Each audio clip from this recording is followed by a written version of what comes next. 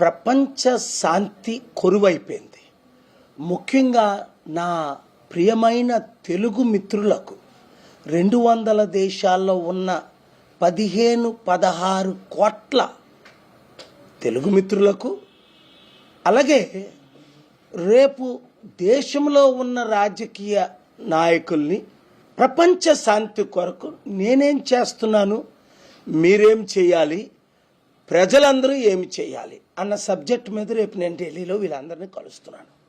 జనవరి 15న American cancer సెనెట్లో నేను ఇచ్చిన సందేశం, నేను చేసిన ప్రార్థన ఎంత చక్కగా అక్కడ అందరూ రిసీవ్ చేసుకున్నారంటే నేనే షాక్ అయ్యాను.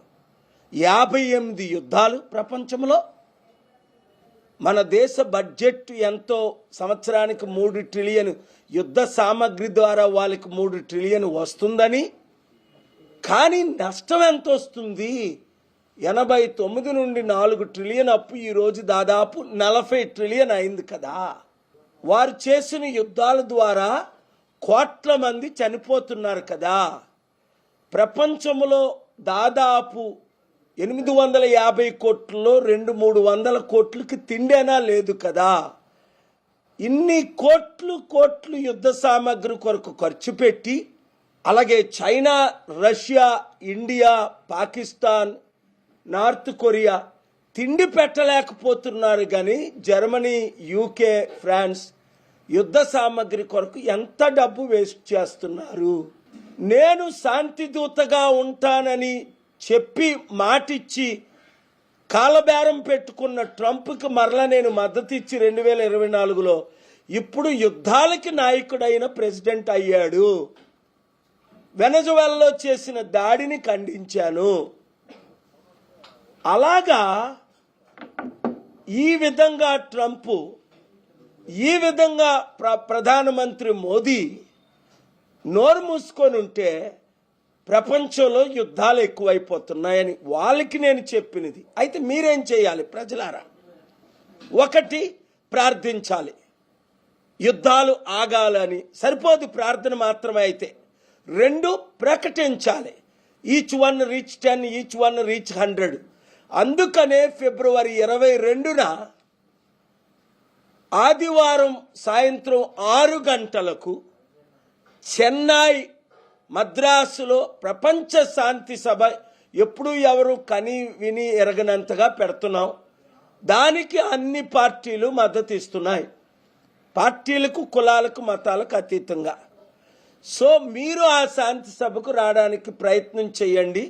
మీడియా మిత్రులందరూ లైవ్ ఇవ్వడానికి ప్రయత్నం చేయండి. శాంతి వల్ల వచ్చే లాభాలు మీ అందరికీ తెలుసు.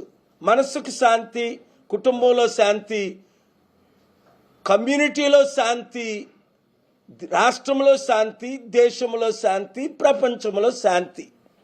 నష్టాలేంటి? కోట్ల మంది చనిపోతున్నారు, కోట్ల మందికి తిండి లేదు, కోట్ల మందికి ఇల్లు లేవు, డబ్బంతా యుద్ధానికి ఖర్చు పెట్టేస్తున్నారు. మాట్లాడిన Mahatma Gandhi, Mother Teresa, Nelson Mandela, King Hussein, Martin Luther కింగులు లేరు. ప్రధానమంత్రి మన్మోహన్ సింగ్ గారు మౌన ప్రధానమంత్రి అని, ఈయన ఎప్పుడు మౌనంగా ఉంటున్నారు 12 సంవత్సరాలు. మన దేశం తప్ప ప్రపంచంలో శాంతిని ప్రకటించే దేశం ఇంకొకటి లేదు. ఎందుకంటే మనం శాంతి కోరుకునేవారు. అలాంటి శాంతి దేశాన్ని సర్వనాశనం చేస్తున్నారు ఇప్పుడున్న రాజకీయ నాయకులు. ఇవాళ పొలిటికల్ మీటింగ్ కాదు గనుక వారి గురించి నేను మాట్లాడను. శాంతి కొరకే మీరేం చేయాలి? ఇమీడియట్గా నా social media, Facebook, Twitter, Instagram, యూట్యూబ్లో జాయిన్ అవ్వండి. 10 మందిని, 100 మందిని జాయిన్ అవ్వమని చెప్పండి. 2, ప్రార్థించండి. 3, చెన్నై రండి. 4, ఒక గ్రూపులు పెట్టండి. మీ మందిరాల్లో, మీ మసీదుల్లో, మీ చర్చిల్లో, మీ సినగాగుల్లో గ్రూపులు ఏర్పాటు చేయండి. గ్రూపు పేరేంటి? సింపుల్గా శాంతి గ్రూప్, అంతే. పీస్ పార్ట్నర్స్, మీకు నచ్చిన పేరు పెట్టుకోండి. శాంతి కొరకు మీరు ఎన్నో అన్యాయాలు జరుగుతున్నాయి, ఎన్నో హత్యలు జరుగుతున్నాయి. నిన్న ఎయిర్పోర్ట్లో వచ్చినప్పుడు 400-500 మంది జగన్ వస్తున్నారని వెయిటింగ్ ఉన్నారట. ఆ 400-500 మంది కూడా నన్ను గ్రీట్ చేసి నన్ను బయటకు రానివ్వలే, సెల్ఫీలు తీసుకుంటూ. అంటే అర్థం చేసుకోండి, జగన్ కొరకు వచ్చిన 400-500 మంది కూడా నా ఫాలోవర్సే. చంద్రబాబు నాయుడు గారితో ఉన్నవారు కూడా నా ఫాలోవర్. ఎందుకు? వారు శాంతి ఫాలోవర్స్ కాబట్టి. మన తేడాలు మనం పక్కన పెడదాం, రాజకీయాలు పక్కన పెడదాం, శాంతిని ముందుకు తీసుకెళ్దాం, శాంతి దేశంగా మరల పేరు సంపాదిద్దాం, యుద్ధాలన్నీ ఆపి శాంతిని ముందుకు తీసుకెళ్దాం. దాని కొరకు మీడియా మిత్రులందరూ, నేను అక్కడ ప్రసంగం చేసింది, ప్రార్థన చేసింది, ఇంకా అన్ని వీడియోలు రిలీజ్ చేయలేదు. చేస్తే బ్రేకింగ్ న్యూస్లు అయిపోతాయి, నాకు మోదీ గారికి యుద్ధం జరుగుతుంది. అందుకని వారు చెప్పినవన్నీ ఎడిట్ చేసి, వారు పలికిన మాటలన్నీ ఎడిట్ చేసి మేము వీడియో రిలీజ్ చేసాం. చేయకపోతే నేనేం చేస్తున్నానో ఎవరికి తెలియదు. ఇప్పటికే 199 మీటింగులు నేను మీడియా ముందుకు రావట్లేదు, అన్నీ సీక్రెట్గా. ఎవరిని కలుస్తున్నాం, ఏం చేస్తున్నాం, ఎందుకు అంటే మీడియాలో మీరు చిత్తశుద్ధితో ప్రకటించిన దాన్ని రాజకీయ నాయకులు కుట్రతో నన్ను ఆపుతున్నారు.